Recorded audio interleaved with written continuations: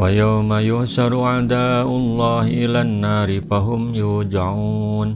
Dan ingatlah hari ketika musuh-musuh Allah digiring ke dalam neraka, lalu mereka dikumpulkan semuanya. Ceritakanlah kepada orang-orang yang mempersekutukan Allah itu hari ketika mereka dikumpulkan di dalam neraka, yakni malaikat Jabaniyah, juru siksa, mengumpulkan mereka semuanya dari yang pertama hingga yang terakhir. Hatta idza ma ja'uha syahida 'alaihim sam'uhum wa absaruhum wa juluduhum bima kanu ya'malun. Sehingga apabila mereka sampai ke neraka, pendengaran, penglihatan, dan kulit mereka menjadi saksi terhadap mereka atas apa yang telah mereka kerjakan. Sehingga ketika mereka telah sampai ke neraka dan berdiri di pinggirnya, mereka baru sadar telinga, mata, dan kulit menjadi saksi terhadap amal perbuatan yang telah mereka kerjakan di masa yang silam dan yang terkemudian.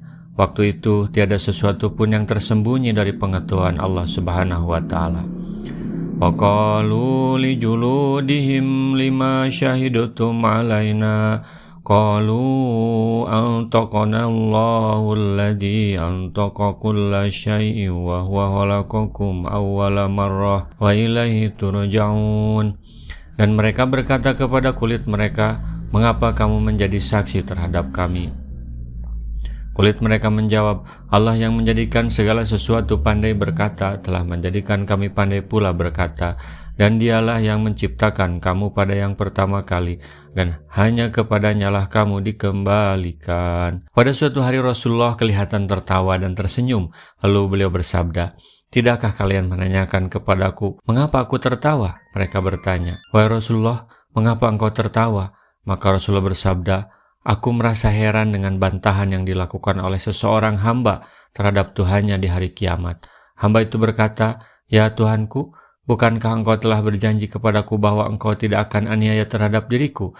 Tuhan menjawab, benar. Hamba itu berkata, sesungguhnya aku tidak mau menerima saksi terhadap diriku kecuali dari pihakku. Maka Allah berkata, bukankah sudah cukup aku sebagai saksimu dan para malaikat yang mulia juru tulis amal perbuatan? Ini diulangi berkali-kali. Kemudian dikuncilah mulut si hamba itu dan berkatalah semua anggota tubuhnya menceritakan apa yang telah diperbuatnya selama di dunia. Maka si hamba itu berkata kepada semua anggota tubuhnya, celaka dan sialah kalian semua, dahulu aku membelamu. Wa ma kuntum tastatiruna ayyashhada 'alaikum sam'ukum wala absarukum wala juludukum walakin dhanantum annallaha la ya'lamu katsiran mimma ta'malun. Kamu sekali-kali tidak dapat bersembunyi dari persaksian pendengaran, penglihatan, dan kulitmu terhadapmu. Bahkan kamu mengira bahwa Allah tidak mengetahui kebanyakan dari apa yang kamu kerjakan. Seluruh anggota tubuh mereka, juga kulit mereka, berkata kepada mereka saat mereka mencelanya, karena telah bersaksi terhadap mereka, mengapa kalian menyembunyikan dari kami apa yang dahulu kalian telah perbuat? Bahkan kalian berterus terang melakukan kekafiran dan durhaka kepada Allah, sedangkan kalian tidak mempedulikannya menurut dugaan kalian, mengingat kalian tidak meyakini bahwa Dia mengetahui semua perbuatan kalian. Wadalikum donnukumul ladzi donantum birabbikum aradakum pasbahtum minal khasyirin. Dan yang demikian itu adalah prasangkamu yang telah kamu sangka terhadap Tuhanmu. Prasangka itu telah membinasakan kamu, maka jadilah kamu termasuk orang-orang yang merugi. Dugaan yang tidak benar ini adalah keyakinan kalian, karena kalian meyakini bahwa Allah tidak mengetahui banyak tentang apa yang kalian perbuat. Hal inilah yang merusak dan membinasakan diri kalian di hadapan Tuhan kalian.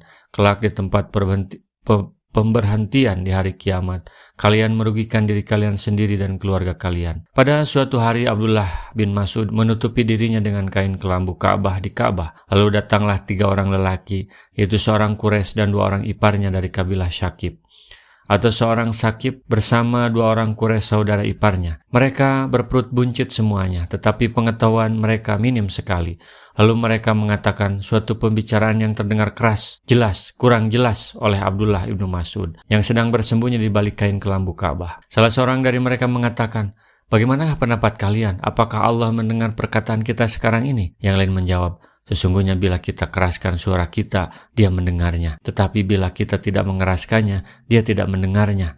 Yang lainnya lagi mengatakan, Bila dia mendengar sesuatu dari pembicaraan kita, berarti dia mendengar semuanya. Abdullah bin Mas'ud melanjutkan kisahnya, bahwa lalu ia menceritakan peristiwa itu kepada Nabi SAW, maka Allah menurunkan ayat 22-23 ini. Fayasbiru fannaru maswalahum wa yasta'tibu famahum minal mu'tabin.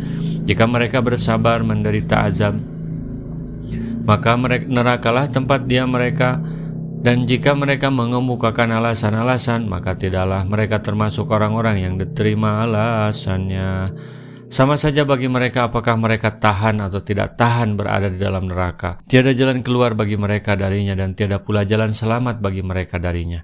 Jika mereka mengemukakan alasannya, maka tiada suatu alasan pun dari mereka yang diterima, dan tiada suatu hambatan pun yang dilenyapkan bagi mereka. Rasulullah SAW bersabda, baligu anni walau ayatan, sampaikan dariku meskipun satu ayat. Mari kita sebarkan jalan kebahagiaan dengan like, share, dan subscribe channel ini.